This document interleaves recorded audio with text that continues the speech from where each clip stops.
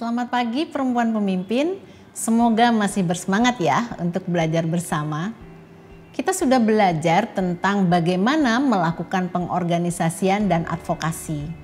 Kali ini kita akan mendiskusikan pengintegrasian gender dalam perencanaan dan penganggaran pembangunan desa. Bersama saya Nani Zulminarni, pendiri dan direktur PEKA. Mengapa penting mengintegrasikan perspektif gender dan inklusi dalam perencanaan dan penganggaran pembangunan desa?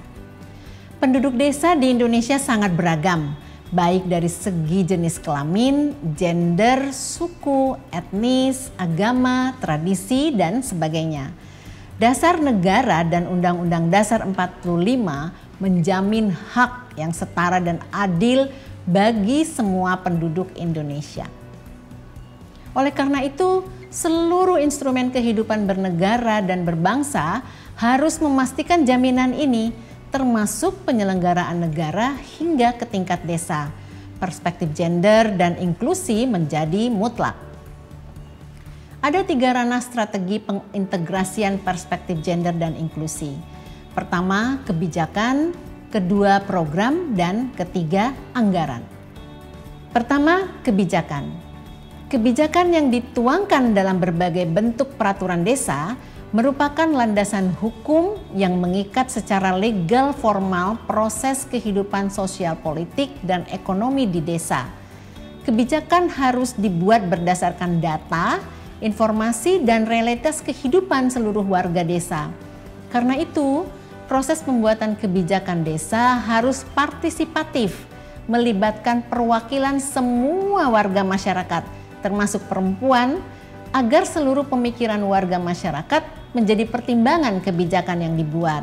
Dengan demikian, kebijakan akan lebih adil dan menjawab kepentingan semua pihak secara proporsional. Kedua, program pembangunan. Program pembangunan merupakan instrumen untuk mencapai kehidupan yang sejahtera, adil, dan bermartabat bagi semua warga desa. Oleh karena itu, program pembangunan harus menjawab kepentingan dan kebutuhan spesifik setiap warga dengan segala perbedaannya agar tepat sasaran dan berkeadilan sosial. Yang ketiga, anggaran. Anggaran desa harus disusun sejalan dengan program yang dikembangkan. Program yang kuat perspektif gendernya dan inklusif akan menghasilkan alokasi anggaran yang efektif dalam menjawab tantangan yang dihadapi seluruh warga masyarakat. Sebagai contoh, di satu desa, jika angka ibu meninggal saat melahirkan tinggi, maka program yang dikembangkan dan alokasi anggaran harus dapat mengurangi angka kematian ibu melahirkan. Di Indonesia banyak landasan kebijakan nasional untuk keterlibatan perempuan dalam perencanaan dan penganggaran desa dan juga untuk pemberdayaan perempuan. Misalnya Undang-Undang Nomor 6 Tahun 2014 tentang desa cukup banyak pasal yang menegaskan pentingnya keterlibatan perempuan. Begitu juga dalam Permendagri Nomor 114 Tahun 2004 tentang pedoman pembangunan desa dan Permendesa Nomor 13 Tahun 2020 tentang prioritas penggunaan dana desa tahun 2021. Di tingkat dunia, Indonesia berkomitmen terhadap SDGs, Sustainable Development Goals atau tujuan pembangunan berkelanjutan untuk mencapai 17 tujuan pembangunan. Di dalam ke-17 tujuan pembangunan tersebut mengandung aspek gender dan masih diperjelas secara khusus dalam tujuan kelima, yaitu kesetaraan gender dan pemberdayaan perempuan.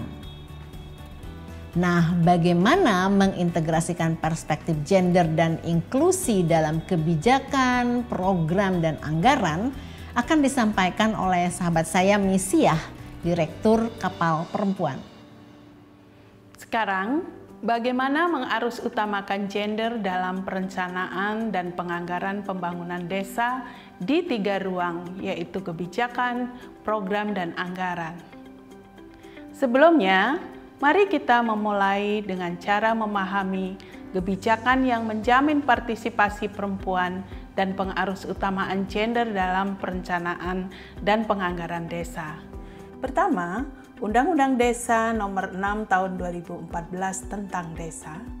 2. Permendagri Nomor 114 Tahun 2014 tentang Pedoman Pembangunan Desa. 3. Permendagri Nomor 20 Tahun 2018 tentang Pengelolaan Keuangan Desa. 4.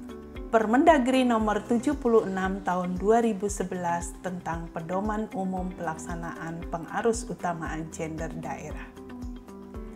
Dalam Permendagri Nomor 114 Tahun 2014, Pasal 8 mengatur keterlibatan perempuan dalam tim RPJMDes. Nah, sekarang kita memiliki peluang yang sangat besar atas terbitnya Permendesa Nomor 13 Tahun 2020 tentang prioritas penggunaan dana desa tahun 2021. Dalam peraturan ini, khususnya pasal 6 ayat 2, diatur bahwa penggunaan dana desa untuk program prioritas nasional sesuai dengan kewenangan desa diarahkan untuk pencapaian SDGs. Dalam pasal ini juga dinyatakan secara khusus tentang desa inklusif, yaitu untuk meningkatkan keterlibatan perempuan desa, desa damai berkeadilan, serta mewujudkan kelembagaan desa yang dinamis dan budaya desa yang adaptif. Di mana perempuan dapat berpartisipasi? Pasal 10 Permendes 13 ini mengatur masyarakat desa berpartisipasi dalam penetapan prioritas penggunaan dana desa. Prioritas penggunaan dana desa salah satunya ditentukan oleh data aspirasi masyarakat desa. Disinilah perempuan mempunyai peluang untuk mengadvokasi melalui data gender. Data gender adalah data pilah berdasar jenis kelamin dan data isu-isu perempuan.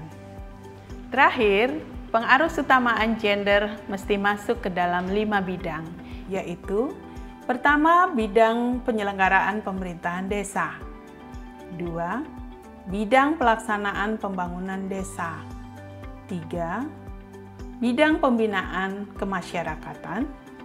4. Bidang pemberdayaan masyarakat, di mana bidang ini diatur secara khusus pemberdayaan perempuan. Dan yang kelima, bidang penanggulangan bencana, darurat, dan mendesak. Dalam program pembangunan desa, penting mengintegrasikan perspektif gender untuk memastikan program menjawab masalah-masalah dan kebutuhan perempuan, dan program yang diusulkan masyarakat desa tanpa meninggalkan perempuan. Dalam anggaran pembangunan desa, penting mengawal anggaran untuk memastikan program yang telah memiliki nomor rekening mendapatkan alokasi dalam APBDes dan penganggaran sesuai dengan kebutuhan dan kelompok sasaran yang tepat. Melalui keterlibatan perempuan dalam perencanaan dan penganggaran yang responsif gender di desa adalah sebuah jalan menuju pencapaian SDGs dan menerapkan prinsip tak seorang pun boleh ditinggalkan dalam pembangunan desa.